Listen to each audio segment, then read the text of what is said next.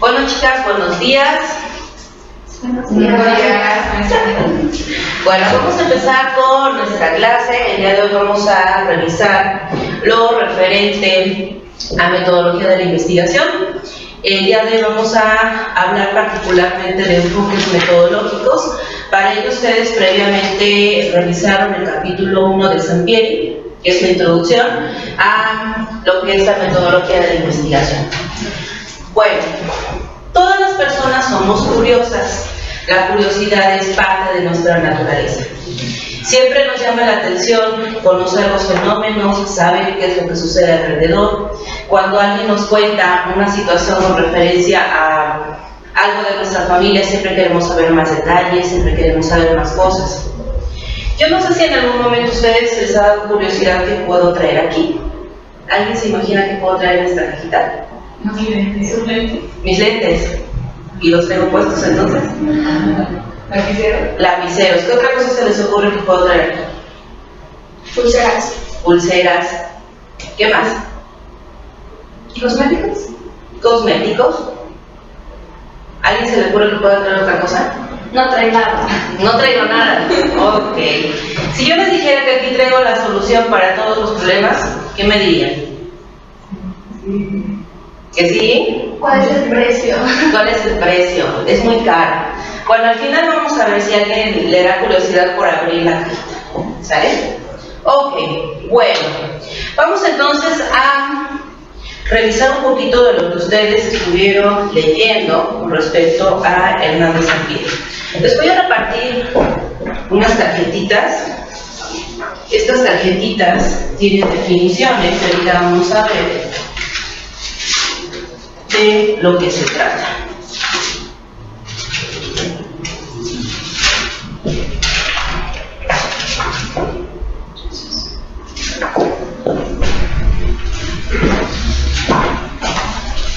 ¿No te he quedado, verdad?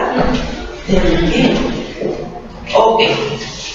Bueno, entonces, si nuestra materia tiene que ver con metodología de la investigación, ¿qué es metodología? Estudio crítico del método. Comprender los procesos de investigación. Ok. Comprender los procesos de investigación. Ahorita vamos a hablar de lo que se trata esto. ¿Y qué es investigación? Proceso sistemático, crítico y empírico que se aplica al estudio de un fenómeno o problema. Ok. Fenómeno o problema. Muy bien, gracias. Perfecto. Muy bien. Si estamos hablando del estudio del método y estamos hablando que vamos a hacer una investigación, tendríamos entonces que hablar de algunas otras cuestiones. Vamos a tener la curiosidad, ¿sale? Que era lo que yo les decía al inicio. Esta curiosidad nos va a llevar a indagar un fenómeno. ¿Qué es un fenómeno en investigación? ¿Qué puede ser un fenómeno? Un problema. Problema. ¿Qué otra cosa puede ser? Igual una situación. Una situación, puede ser un constructo, puede ser cualquier cuestión que se nos pueda ocurrir. Tenemos la curiosidad, tenemos un fenómeno, vamos a tener por supuesto una idea. ¿Sale? Esta idea es lo que el investigador o la persona que se va a dedicar a estudiar el fenómeno se va a plantear con respecto a lo que está sucediendo. ¿Sale? Ahora, dentro de esta curiosidad, ¿qué es lo que obtendríamos? Conocimiento. ¿Qué es el conocimiento? El conocimiento es el conjunto de información que está basado a través de la experiencia y el aprendizaje. Ok. ¿Qué quiere decir esto? Que nosotros necesariamente tenemos que tener experiencia. ¿Cómo vamos a obtener la experiencia? Investigando. ¿Sale? Ahora, vamos a suponer que este plumoncito es un plumoncito mágico de conocimiento. ¿Sale? Cada vez que está con ustedes, les da una idea. Si yo te preguntara, ¿qué cosa es el bullying o qué sabes tú del bullying? ¿Qué me dirías? ¿Es la agresión física o psicológicamente de otra persona en la actividad de la escuela? Ok, entonces es una agresión física o psicológica hacia una persona. Ok, pásale el plumón de la sabiduría a quien tú quieras. Denis, fuiste la elegida. Denis, ¿has tenido alguna experiencia con respecto al bullying que no necesariamente sea personal? Pues yo creo que sí. Bueno, cuando yo era prueba me ponían apodos y eso. No sé si eso tengo. Claro, tiene que ver con... Ahorita lo vamos a descubrir. Ok, Denis, pásale el plumón de la sabiduría a cualquier otra persona. Fuiste la elegida.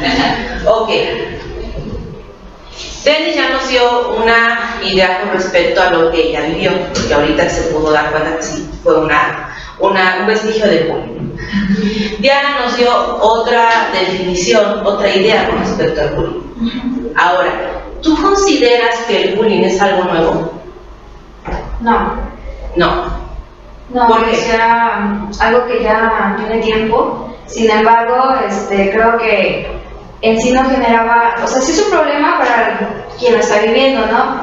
Antes, pero en la actualidad simplemente se ha vuelto una problemática porque ha pasado a llegar a tal grado del suicidio, tanto que también una persona, o sea, que está violentando puede llegar a matar a la otra persona, o sea, son casos ya muy diferentes. Sin embargo, antes pues no se acusaban o se arreglaban con golpes o entre ellos se arreglaban las cosas, y sin embargo ahora solamente se da también por una manera indirecta, y es lo que siento que también es una forma más, no sé, más violenta. Ok, el bullying es este fenómeno que a alguien se le ocurrió indagar, ¿sale? Bullying como tal es un anglicismo que nosotros utilizamos actualmente. Ahora, el bullying no es algo nuevo, el acoso escolar no es algo nuevo, todos en algún momento nos ha tocado vivir bullying. Si ustedes le preguntan a sus abuelitos, a sus bisabuelitos, si es que todavía viven, seguramente les decían, no, pues es que era parte del relajo, era parte de la convivencia que teníamos dentro del salón o dentro de la casa o de donde fuera. Entonces, resulta que el fenómeno lo indagamos porque está ocurriendo una situación que mueve o que da ideas o que da ciertos conocimientos nuevos, ¿sale? Entonces, estos fenómenos, por lo regular, cuando nosotros, un investigador llega a estudiarlos, no es algo nuevo, es algo que siempre ha estado ahí, pero quizá no ha tenido una denominación. El fenómeno del bullying como tal acaba de aparecer hace unos 10, 15 años más o menos, apenas en la literatura, como bullying, así como esa etiqueta de bullying. Antes igual se hablaba de algunos factores que afectaban a los chicos en el estudio y demás, pero no se hablaba de bullying, no se hablaba de esta situación, pero no quiere decir importancia. Claro, no quiere decir que no existía, simplemente ahorita se le da una denominación. Ahorita incluso ya españolizamos el término de bullying y decimos bullear. Ya decimos, ay, es que me está bulleando, y a veces lo tomamos como hasta risa, ¿no?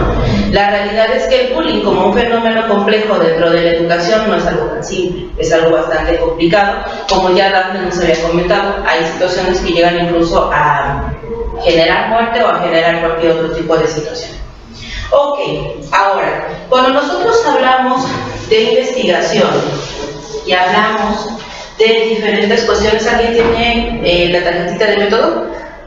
Ok, Denis, háblanos, ¿qué es el método?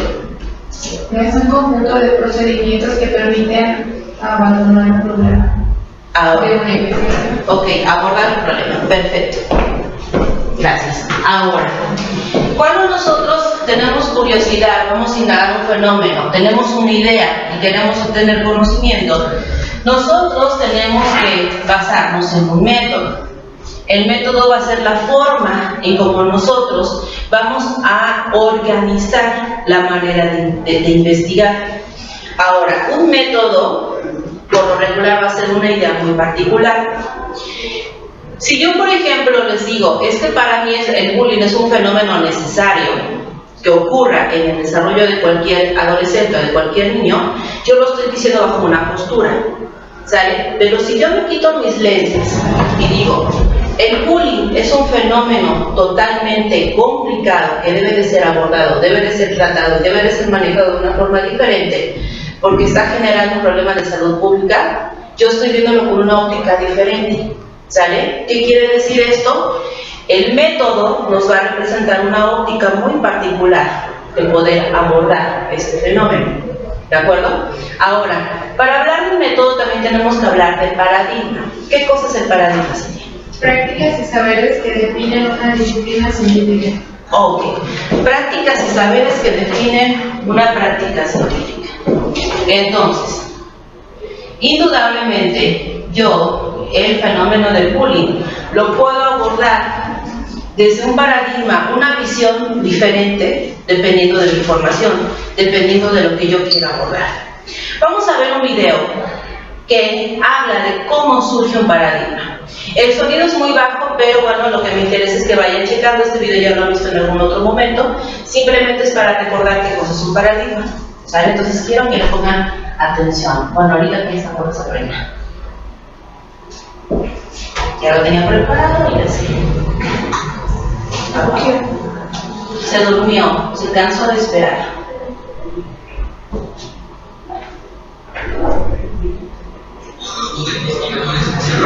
¿Escuchan?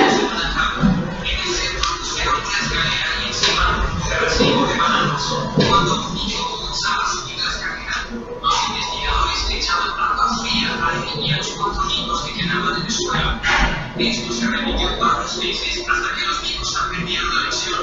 Subir la escalera significaba un baño de agua fría para todos. Por lo tanto, cuando alguno de los niños intentaba subir por la escalera, los otros 4 le empezaron a pegar. Esto se repitió hasta que, a pesar de la tentación de los bananos, ningún niño se volvió a subir.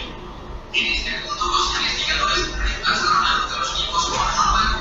Como era de esperarse, el nuevo integrante del grupo vio los bananos y se dirigió a la escalera. Pero los otros 4, sabiendo las consecuencias de esto, le empezaron a pegar. Después de algunas golpizas, el nuevo integrante del grupo dejó de acercarse a los bananos, aunque nunca supo que le pegaban. El segundo amigo fue suspendido y ocurrió lo mismo. Le dieron una golpiza y la cual participó en diversos tipos con bastante entusiasmo.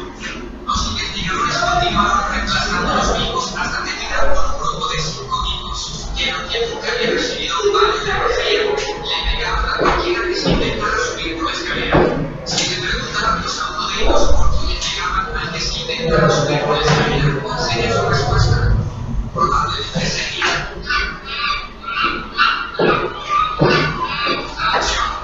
no sé, aquí siempre hemos hecho las cosas así. Aunque algunos niños más cercanos podrían responder lo mismo, pero con palabras más elegantes, porque es política corporativa. Suena familiar. Ok. Bueno, este video de los micos, de los monos, refleja la idea de cómo surge un paradigma. ¿Quién me lo podrá resumir de una forma diferente?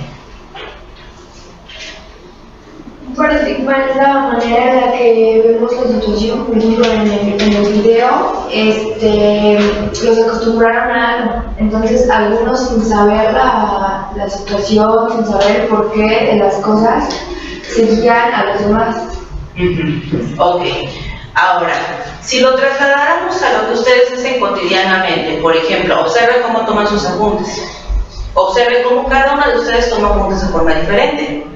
Hay personas que a lo mejor le ponen colores, a lo mejor utilizan muchos lapiceros para resaltar algunas ideas, a lo mejor simplemente revuelven todo en un Word y ya nada más al último le ponen qué nombre es la materia y lo separan. Cada uno de nosotros tiene formas diferentes de hacer las cosas, ¿sale? Esas formas diferentes representan un paradigma. Entonces, un paradigma va a ser una forma, una visión, y como cada uno de nosotros va a tener una forma de hacer o de indagar algo. Hablando de investigación y considerando el método y que este método se va a basar en un paradigma determinado, Si hablamos de enfoques metodológicos, tendríamos que hablar de diferentes métodos. ¿Se acuerdan que cuando hablábamos de metodología de la investigación, es el estudio de los métodos? ¿Sale? Pero cuando nosotros hacemos una investigación particular, solamente vamos a hablar de un solo método. ¿Sale? Porque nos va a interesar uno de un paradigma determinado. Ahora, tenemos tres paradigmas básicamente. Los más socorridos o los más utilizados en investigación en general van a ser el cuantitativo y el cualitativo. Son los más socorridos. Hoy vamos a estar revisando lo referente al sociocrítico adicional. ¿Sale? Ahora, ¿qué recuerdan ustedes que leyeron en la lectura de Hernández Sampieri con respecto a cuantitativo? Que era un método objetivo, donde se ocupa también la estadística. Ajá, ¿qué más? Pues su método es lineal. Muy bien. Y si revisamos la parte cuanti, ¿a qué hará referencia? A cantidad. Cantidad. Regresando al fenómeno del bullying. Si yo estoy haciendo una investigación de corte cuantitativo, yo lo que voy a hacer es ir a aplicar encuestas. ¿Sale? Las encuestas se van a basar en un instrumento previamente diseñado donde yo voy a tener una confiabilidad y una validez de este instrumento. ¿Sale? No va a ser un instrumento que yo me encuentre en cualquier revista, sino que realmente tenga lo necesario para que yo pueda obtener el conocimiento con respecto a este fenómeno. ¿Sale? Ahora, si yo voy a hacer esta investigación de corte cuantitativo, yo me voy a ubicar en cantidad. ¿Qué quiere decir esto? Voy a decir cuántas personas sufren bullying, quizá en qué cantidad de incidencia se da. Si por ejemplo yo tengo una escuela y en esa escuela tengo 400 personas, yo quiero saber cuántas personas van a sufrir bullying o cuántas personas están sufriendo bullying. ¿Se acuerdan que en algún momento nosotros hemos hablado de este pastel? ¿Se acuerdan del pastel? Sí. Este pastel va a representar ¿qué? La población. La población, exactamente. Yo no puedo investigar toda la población, sería imposible. No tengo los recursos económicos, no tengo los recursos humanos, no tengo quizá tampoco el tiempo para poder estudiar todo el pastel o toda la población. Entonces lo que yo voy a hacer es una rebanadita de esta población. ¿Qué es lo que yo voy a hacer? Voy a indagar una muestra. ¿Sale? Entonces, de esta muestra yo voy a poner ¿cuántos del fenómeno que a mí me interese? En este caso estoy hablando de bullying. ¿Sale? Ahora, para que ustedes se acuerden un poquito más y tengan una idea más clara con respecto de lo cuantitativo, el paradigma cuantitativo tiene su raíz en el positivismo. ¿Se acuerdan qué era el positivismo? Busca la precisión y certeza de lo experimental y lo comprobable. Ok, el positivismo, si se acuerdan, cuando lo estuvimos revisando con Augusto Comte y con algunos otros exponentes, habíamos revisado que el positivismo era el uso del método científico para llegar a una verdad. Nosotros íbamos a comprobar, íbamos a generar una hipótesis, íbamos a indagar el fenómeno, íbamos a obtener un conocimiento, pero por medio de una cantidad. ¿Sale? La cantidad me va a dar una evidencia de este fenómeno. Voy a obtener un conocimiento con respecto a ello. Ahora, tenemos entonces que el paradigma cuantitativo va a ser objetivo, va a ser estadístico, va a tener una parte estadística y va a ser lineal. ¿Por qué lineal? ¿Te acuerdas antes por qué es lineal? Porque su procedimiento no debe de saltarse ninguno de los pasos, porque cada uno es importante. O sea, también en el método cuantitativo también son importantes cada uno de sus pasos, pero sin embargo este tiene que ser específico. su estructura es así, para llegar a tener un conocimiento en sí más certero. Ok, es lineal también porque yo defino previamente cuáles son estos pasos que yo voy a llegar. Al definir estos pasos, yo tengo que considerar qué es lo que yo voy a planear previamente. ¿Se acuerdan que yo les había mencionado en algún momento que yo puedo tener un cálculo de mi muestra? Pero a lo mejor en el momento de estar corriendo alguna prueba estadística me doy cuenta que esta muestra no es suficiente y que necesito más. Entonces puedo regresar al apartado de tomar más muestra para poder generar un mayor conocimiento. Eso sí lo puedo hacer. Pero no puedo regresarme, por ejemplo, a replantear mi problemática, ni puedo regresarme a replantear mi hipótesis, porque yo estaría falseando entonces la información que yo estoy obteniendo y la estoy adaptando a mi conveniencia. Al adaptar a mi conveniencia estoy haciendo un sesgo en mi investigación, ¿sale? Por lo tanto, entonces no podría yo abordar esta parte. Ahora, del paradigma cualitativo, ¿qué se acuerdan? Que refleja las cualidades. Ajá. Se refleja también en las ciencias sociales. Ajá. No es lineal. Ajá. Es inductivo. Es descriptivo. Sí. Ok. Con esas palabras bastan. Muy bien. Ahora, ya pusieron en este primer punto cualidades. ¿Cuál sería la diferencia sustancial entonces entre el cuantitativo y el cualitativo? Si aquí estoy indagando cantidad, hay que indagar cualidad, así como su nombre lo dice. Sencillo. Ahora, ya que abordaron la parte de las ciencias sociales, su raíz es la fenomenología. ¿Sale? Dentro de la fenomenología nosotros nos vamos a encargar de indagar no cantidades, porque las cantidades sí nos van a dar una generalidad de lo que está ocurriendo, pero esa generalidad puede dejar de lado muchas situaciones que a lo mejor son necesarias indagar previamente. Ahora, por ejemplo, actualmente en la cuestión del bullying se sabe que hay un buleador, un buleado y las personas que observan. ¿Sale? Son tres personajes importantes dentro de este fenómeno. Ahora, ¿cómo lo supimos? ¿Nada más porque a alguien se le ocurrió la brillante idea? No, tuvimos que haber investigado. Para poder llegar a este punto y conocer cuáles son las características del buleador, por ejemplo, que es la parte que nos interesa porque es el chico que agrede. Si está agrediendo, quiere decir que hay algo que tuvo que haber afectado esta situación o que promueve que esté generando agresión.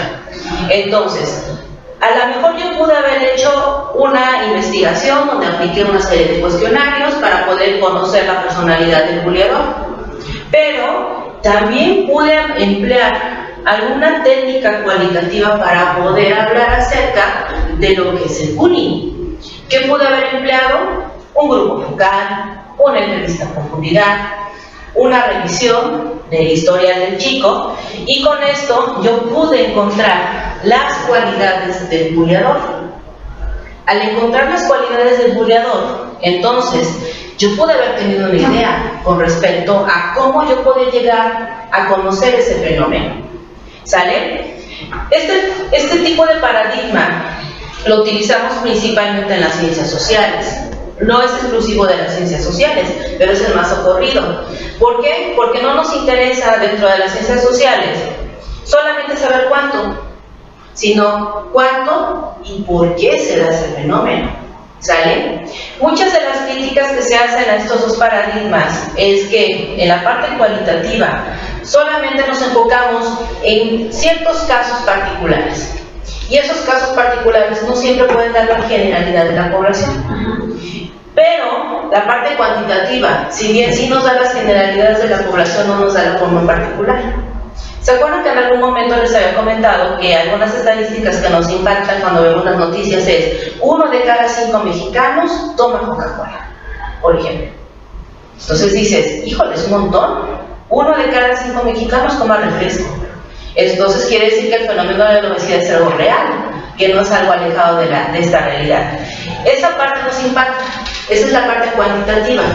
Ahora, el punto es, pues sí, ¿de qué te sirve saber que 1 de cada 5 mexicanos toman refresco? Si yo hiciera aquí tenemos 5 personas. Entonces quiere decir que una de estas 5 personas necesariamente tendría que tomar refresco. Esa parte pues ya la dejamos ahí, pero ¿por qué toman refresco? ¿Qué implica tomar refresco? Implica que a lo mejor yo convivo con mi familia, como los comerciales que tenían refresco. Implica que a lo mejor eso es una convivencia familiar pura. Implica que yo me siento feliz cuando tomo refresco porque es azúcar. Implica que me quita la sed. ¿Qué es lo que implica? Esto no lo puedo saber hasta que yo lo indago, conociendo las cualidades de lo que es este fenómeno. Por eso la fenomenología cubre o permea este tipo de paradigma. Ahora, tenemos otro paradigma que es el sociocrítico. ¿Alguien sabe qué cosa tiene que ver con el paradigma sociocrítico? ¿Recuerdan algo? ¿Lo leyeron? ¿Lo vieron en algún momento?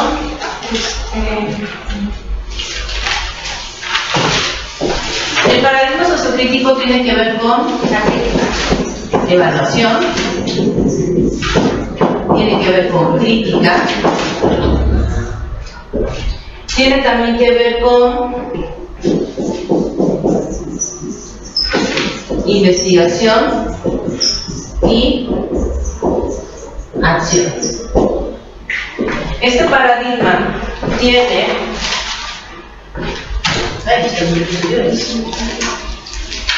su origen en la teoría crítica. ¿Cuál sería la diferencia sustancial entre este paradigma sociocrítico y estos anteriores? Todos generan investigación, todos generan conocimiento. Vamos a hacer una evaluación. Muchas veces esta parte de la acción no se lleva a cabo en la parte cuantitativa ni en la parte cualitativa. Bueno, en la cualitativa un poquito más. En la parte cuantitativa solamente nos interesa saber cuánto de un fenómeno. ¿Sale? ¿Para qué? Para poder generar estrategias. Pero por lo regular, este paradigma se queda hasta aquí. ¿Sale? ¿Cuánto de esa cantidad es necesaria generar una problemática? Por ejemplo, ¿cuántos casos de VIH hay en el mundo? ¿O cuántos casos de VIH hay en Veracruz, por ejemplo? ¿Para qué me sirve saber eso? Pues para generar acciones. Si yo sé cuántas personas tienen VIH, yo puedo saber cuánto dinero necesito para poder comprar esa medicina, para poder darles esa atención médica, para poder hacer proposiciones, ¿no? Claro, y además también para poder contener una pandemia. ¿Por qué? Porque el VIH es muy contagioso. Entonces, si estas personas que tienen VIH no tienen información de cómo evitar el contagio hacia sus seres queridos o hacia otras personas, puedo hacer muchos contagios. Entonces voy a generar una situación complicada. ¿Qué es lo que yo puedo hacer? Entonces, contener esta parte, pero mi investigación se queda solamente en saber cuántas personas tienen VIH. Solamente se queda ahí. En la parte cualitativa, yo puedo indagar cuál es la vivencia que tiene una persona con VIH. Puedo saber qué es lo que ocurre, qué es lo que pasa por su cabeza, cómo fue que se contagió. Esta parte, si bien al estar yo directamente con la persona que está viviendo el fenómeno, estoy haciendo una acción, una intervención, no estoy haciendo o no estoy generando una solución a la problemática, ¿sale? Simplemente estoy nuevamente obteniendo una idea y un conocimiento. Hasta ahí me quedo. Pero el paradigma sociocrítico, al hacer una evaluación de estas situaciones, al hacer una crítica proveniente de esta teoría que lo sustenta, necesariamente va a generar acciones, ¿sale? Entonces este va a ir un poquito más allá de solamente quedarse con el conocimiento de la investigación. ¿De acuerdo? ¿Hasta aquí tienen alguna duda? ¿No? ¿Queda claro? Sí. Ok, ahora. Entonces, en términos generales, el paradigma cuantitativo que surge del positivismo va a basarse también, o la forma en como nosotros vamos a organizar o a entender los datos obtenidos va a ser por la estadística, ya sea estadística descriptiva o estadística inferencial. En la descriptiva solamente voy a describir los datos que obtuve. En inferencial, lo que yo voy a hacer va a ser probar hipótesis. ¿Sale? La hipótesis va a ser la idea previa que yo tuve. ¿Sale? Yo generé una hipótesis. Por ejemplo, ustedes dijeron que aquí tenía nada, que aquí tenía cosméticos, que aquí tenía lentes, que aquí tenía... ¿Qué otra cosa dijeron? Pulseras. ¿Alguien tiene curiosidad por saber qué cosa tengo? Yo les dije que tengo una solución para todos los problemas, pero nadie me creyó. ¿Lo ven? No me creyeron. Entonces, ahorita vamos a ver realmente qué cosa tengo. ¿O alguien si tiene mucha curiosidad por saber qué tengo? ¿No? Bueno, sí. Sí, ahorita, a ver. Vas a cuidar con tu vida lo que hay aquí. Sí. Ahorita yo tenía el lápiz. Ahorita sí como en esta vez. Ok. En la parte cualitativa, la forma en cómo yo voy a organizar mi información o cómo la voy a validar, va a ser con inducción analítica. ¿Qué quiere decir esto?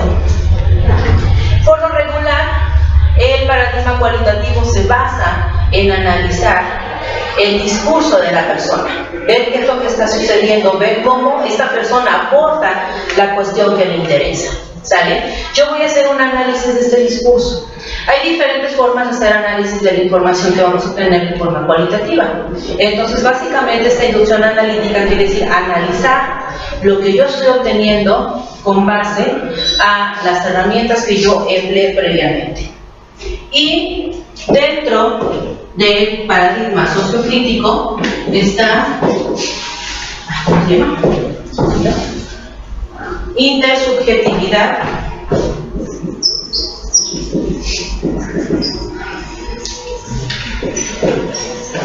deductiva. ¿Qué quiere decir esto? La intersubjetividad deductiva implica necesariamente esta relación que yo voy a obtener sobre la subjetividad. La subjetividad es lo que cada quien va a pensar con respecto a un fenómeno determinado. ¿Sale? Por ejemplo, lo que yo les decía, yo como investigador puedo decir que el bullying es algo necesario para todos, que lo vivamos, me puedo quitar las gafas o ver con una óptica totalmente diferente y decir que el bullying entonces es un fenómeno de salud pública que tenemos que investigar, porque es una situación que está generando un daño para los chicos. Entonces, con cada una de estas visiones u ópticas particulares, yo tengo una subjetividad porque no puedo como investigador dejarla totalmente atrás. Aunque si yo estoy acogida por el paradigma cuantitativo y tengo que ser totalmente objetivo, voy a tener un grado de subjetividad siempre. Este grado de subjetividad no me lo puedo quitar porque soy humano. Al ser humano tengo que tener subjetividad, ¿sale? Pero esta parte crítica es la que yo voy a cuestionar con respecto al fenómeno que me interesa, ¿sale? Por eso voy a generar una acción, para que no solamente se quede el conocimiento, sino que realmente pueda generar una solución real a lo que yo estoy viviendo. ¿De acuerdo? ¿Hasta aquí tienen alguna duda? Indudablemente cada uno de estos enfoques metodológicos va a tener sus pros y sus contras. Como ya les había dicho, la parte cuantitativa se queda solamente en números y no sé quién más puede tener como consecuencia estos números. La parte cualitativa sí enfoca un caso particular, pero no lo puedo generalizar completamente, ¿sale? Porque son muy poquitos. Como les había comentado en algún momento, si aquí por ejemplo tenemos 400 alumnos y mi muestra por ejemplo sería de 40, vamos a suponer, Esta es la parte cuantitativa. En la parte cualitativa, como las herramientas que yo voy a utilizar son mucho más largas o con más tiempo de aplicación, 40 personas son demasiadas. Sí. Quizá, y así como siendo muy buena onda, quizá a lo mejor utilizaría 4 personas. ¿Sale? Entonces, los números sí son bastante variantes. Lo que yo necesito o lo que yo puedo ver en esta parte es que aquí voy a obtener información valiosa con pocas personas. Aquí también voy a obtener información valiosa con muchas. Esa puede ser una crítica. Hay incluso investigadores que lo que hacen para poder subsanar estos detalles de cada uno de estos dos paradigmas o enfoques metodológicos es hacer una investigación mixta que emplee tantos métodos cuantitativos como métodos cualitativos. De esta forma, puedo tener un panorama mucho más amplio con respecto a lo que sucede. ¿Cuál es la situación? Me voy a llevar más tiempo, más recursos, tanto económicos como humanos, y voy a tener incluso mucho más tiempo para poder aportar toda la información que voy a obtener. ¿Sale? ¿Hasta aquí tienen alguna duda? ¿Seguras? Ok. Entonces, Dafne, enséñanos cuál es la solución a todos los problemas.